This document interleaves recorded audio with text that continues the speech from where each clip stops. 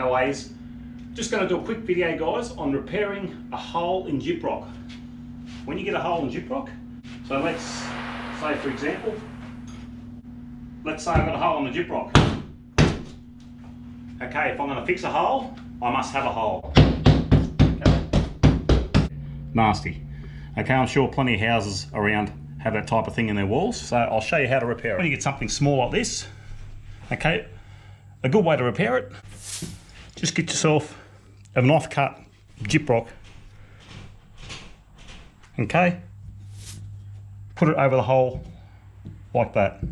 Get a pencil, trace around with a pencil. Get a utility knife, or you can get a multi-tool, cut it out.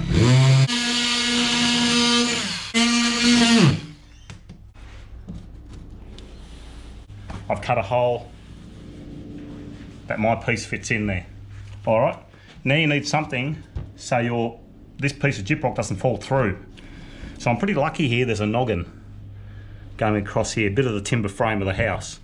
So this is fine here. I'll just have to put something across the top here, just to stop this piece from falling in. You can get another piece of gyprock to put in the back and then screw it, or you can get a bit of plywood, a little bit of offcut, a little bit of scrap, put it inside the hole. We're screwing a piece of plywood, putting it through the gyprock, and that is going to give you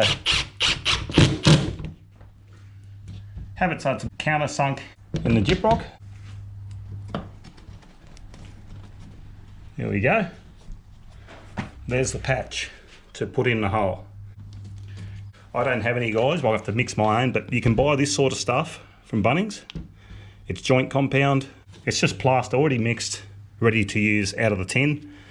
I'm going to mix my own. This is actually corner cement, so I'm going to use a bit of corner cement for the plaster, and then I'll use a bit of topping compound to put on top. Joint compound, it's pre-mixed. So really all you got to do is open the tin, use it straight on. So I'll mix my own and I'll show you. Okay, bit of corner adhesive. Put our piece in. There we go, she's in the hole. I haven't got any tape. You can put some of that in if you got it. I don't have any, it's not really a big hole to worry about. That's stage one, okay?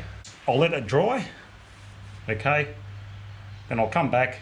So you smooth it off best as you can, okay? Don't leave big lumps, otherwise you have to sand it off, get it smooth. That's pretty smooth there, okay? I'll come back when that's dry and I'll show you what to do next. Okay guys, well I've got the fan going on that. It's drying off, I can't put the top coat on yet. You got little holes like this, you can just put the plaster over, okay? You can just put it on, and when you're painting the wall, you know, sand it all back. We've got another hole here. Okay, let's say you don't have any scrap pieces of gyprock. You can just get a piece of cardboard, cut it a little bit bigger than the hole.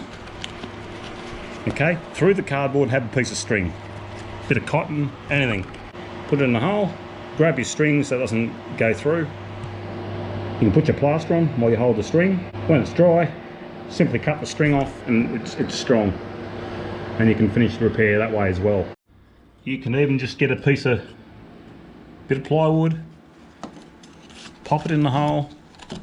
This is if you've got no gyprock, guys. Pop it in the hole. You can just grab a screw, put a screw in here, and a screw in here somewhere, and that'll stop your plaster from falling through. So that'll be held like that once you of course, with your screws.